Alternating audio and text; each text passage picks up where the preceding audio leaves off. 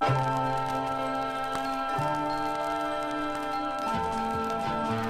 log, stardate 5466.9.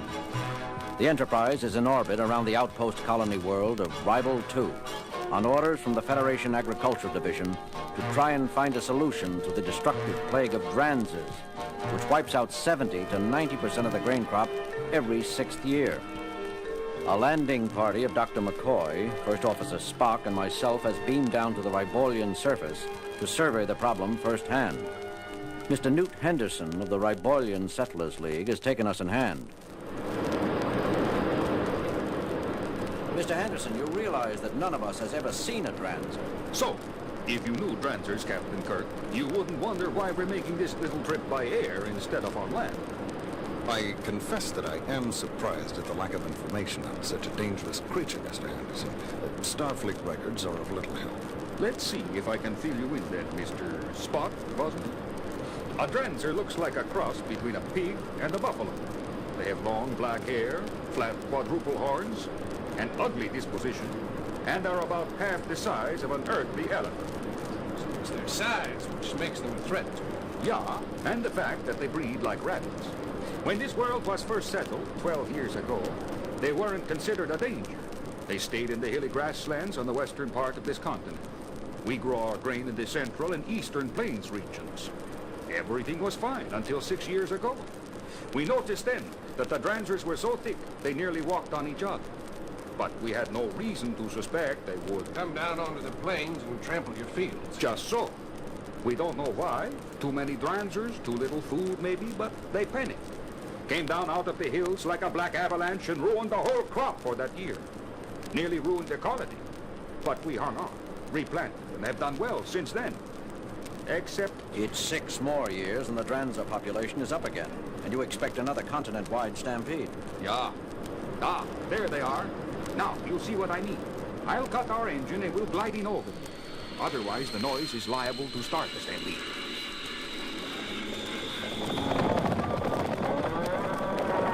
Great murder. They're like locusts. There must be thousands of them. Millions, Captain. I'm going to have to pull us out of here, gentlemen. Our shadow is making them nervous. Never mind. I think we've seen enough to give us some idea of the size of your problem, Mr. Henderson. What do you suggest we do? We have been petitioning Starfleet for help for years. What about simply reducing the herds through selective pruning? No. We tried that 3 years ago when the herds first began to grow too big again. For one thing, it started a premature stampede which ruined several thousand square kilometers of maturing foothill cropland. As you might guess, the farmers in that area won't permit a repetition of that disaster. But there's another more important reason. Which is? There's a high grass which germinates in the hills. It would take over the plains, except that the dranzer herds keep it cut back. If we were to kill off the dranzers, our agriculture experts tell us that in a decade, the grass would take over every meter of arable land on the continent. We have to find some way of controlling the dranzers without letting the grass get out of control.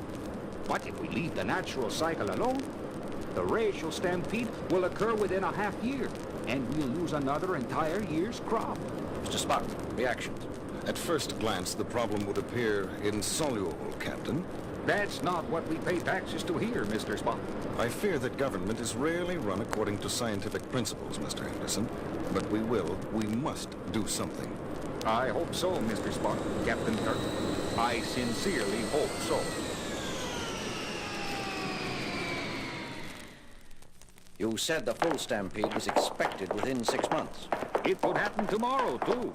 Or next week, according to the biostatisticians. The herds are already at critical size. That does not give us much time to theorize prospective solutions. That's not our fault. We have been trying to get some action out of Starfleet for years. Starfleet has many concerns, sir. We'll do the best we can for you. Captain Kirk, we've got several 100,000 kilometers of ripe food grains just about ready for harvesting, and they could be trampled into compost any day now. If it is, you'd better believe your superiors are going to hear of it. Old-fashioned doorways, they still have here. And if Henderson is typical of the Ribolian settlers, the people are pretty old-fashioned themselves. Such folk don't take catastrophe quietly. He's right. They can make trouble for us with headquarters. Well, what do they expect from us, Bones? We're not responsible for the ecological setup on this world.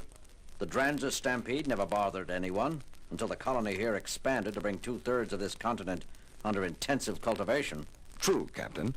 Bear in mind that the Dranzers do not vote. I have, however, thought of a possible solution, which will only bend and not tear the natural fabric of this planet. Well? It involves a considerable risk on the part of those involved, Captain. Wait a minute, Spock. If this is something you regard as a considerable risk, I'm not sure I want any part of it. I'm afraid that your knowledge of organic chemistry is required, Doctor. But first, we must capture a large Dranzer, the largest Dranzer we can. Capture one? What on Ribble for? The explanation derives logically, Doctor. You wanted to see me, Captain Kirk? Yes, Henderson. Spock and Dr. McCoy beamed up to the Enterprise and have been working around the clock on your problem. They think they've come up with a solution. First, we need a number of those high-speed ground vehicles your people use. Wait a minute now. We asked for Federation aid. Why should we have to supply... You want us to stop this stampede or not? All right. If that's what you need, you'll have them. But by heaven, those ground cars are specially built for high-speed travel on Ribelian terrain. If you get them banged up... Take it easy, Henderson. We'll take care of your precious vehicles. And now, I'd like to hear this miracle your people have produced. They should be beaming down any minute now. I'll let them tell you about it in person. Here it is, Jim. That's all? That one little tank? It can't hold more than a couple of liters of what's in it anyway? 1.8 liters, to be precise. But that will be sufficient. You mean you're going to stop the stampede of several million Dranzers with this? Not stop, Mr. Henderson. Divert. Divert? Assuming that this little pop bottle of whatever it is can do anything, where do you propose to divert the herds to? And keep them diverted? They've been stampeding, according to the best evidence, in the same paths across the continent for thousands, millions of years. All will become clear, sir. Captain, have we the properly equipped vehicles? Standing by, Spock, with local drivers. When I explained what we were going to do, most of our would-be volunteers quietly disappeared. The drivers we have left are brave people. Excellent. Then all that is left is to transfer a portion of the liquid in this container into the equipment on each vehicle. Then... Come in. Just got this from the Deloutre family ranch in the northwest quadrant. One of their outposters for scouting up in the hills. Thanks, Ellie. Well, what does it say? We're too late. You're too late. I should have known not to rely on Starfleet again. The stampede's already begun. Then we have no time to waste, gentlemen. Captain, Dr. McCoy, you will each command one set of vehicles. Mr. Henderson, how much time have we before the herd leaders reach the first grain fields? In case we fail, these areas should stand by to evacuate. Wait a minute. You don't propose to try something now. You can't expect to stop several million animals already in full stampede. I said divert. Remember, not stop. Captain, Dr. McCoy, are we ready? I hope you know what you're doing, Spock. If this doesn't work, they're going to have to scrape us off the ground. If it doesn't work, a lot of people here will be ruined, Doctor. And many elsewhere will go hungry. It must work. Besides, the percentages are in our favor. They are... Never mind. I don't want to hear. I might want to back out. Of course, everything depends on your accurate synthesis of the necessary liquid. Thanks, Spock.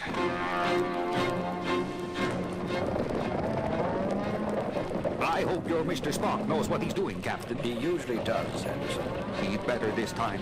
There's no way out for us, you know. We can't go right or left to escape the herds. If this doesn't work, we've had it. Look back there, out the rear window. See that dust cloud? Looks like a storm coming towards us. In a way, it is. There must be 100 million animals in full stampede along a 2,000-kilometer-long front, and they average about 2 tons apiece.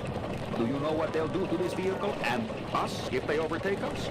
There won't be enough left of us to burn. Captain. Here, Spock. Ready at Station 1. Very good, Captain. I'm approximately 600 kilometers due north of your position. Dr. McCoy's group is a similar distance north of mine. Can you see the herd? We can see the dust cloud they're raising. Good. On my signal, you will activate the sealed tanks on your vehicles and start along the charted course. Check, Mr. Spock. Dr. McCoy? I heard, Spock. We're all set at this end. Jim? I'm here, Bones. If this idea of Spock fails, I want his corpse court-martialed. Appropriate action will be taken, Bones. How long is he going to wait? Until he's sure the timing is right. Timing! Look behind us again. The dust is beginning to blot out the sun. Pretty soon we'll see the front wall of the herd. Do you know how far and how fast a Dranzer can run, Captain? If we run out of fuel, or have a mechanical problem, or this crazy idea doesn't work, we've no place to run. Relax, Henderson. Spock knows what he's doing. I can make out individual animals now. They'll be on us in another few minutes. Here, you, Commander Spock. What's going on? What are you waiting for? The correct moment, Mr. Henderson. Correct moment! Look, in another couple of minutes, we're all going to be a smear on the landscape. If you don't... Very well. Captain, Dr. McCoy, you may open the valves on your tanks. Check, Spock. You can smell it even in here. What's in that canister anyway? Spock discovered that Dranzers have very poor eyesight. The herd leaders produce a musky odor which the others follow. He had Dr. McCoy mix up a batch of synthetic Dranzer musk, only concentrated several 100,000 times. To the animals leading the herd, we must smell like the most authoritative Dranzer that ever lived.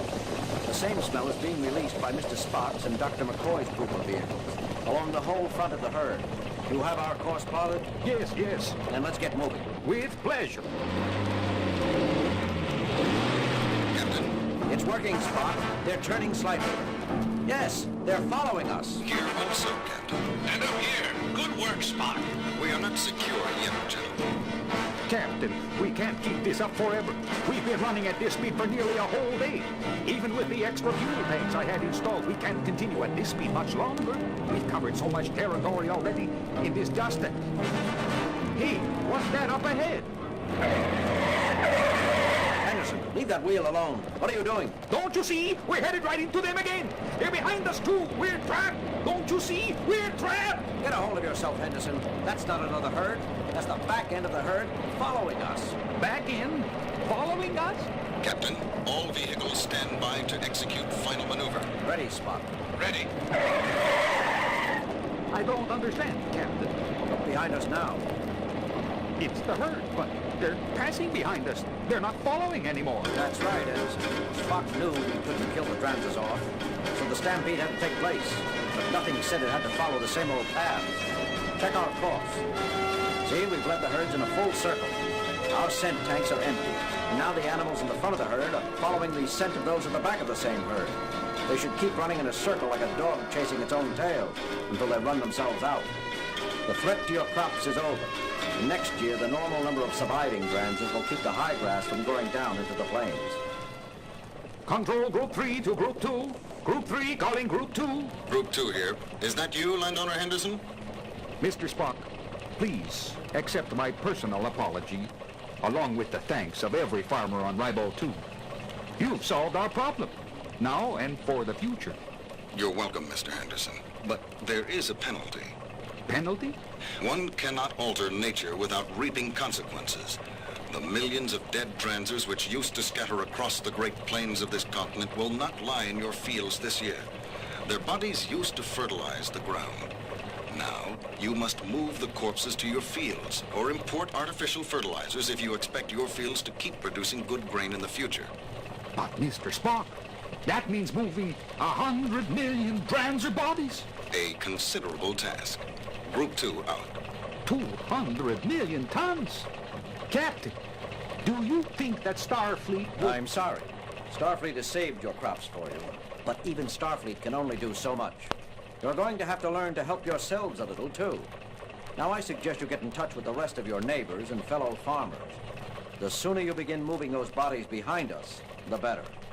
Because if all those bodies begin to decompose in one place, and if the wind changes, you're going to have a very good grain crop, but an awfully smelly year.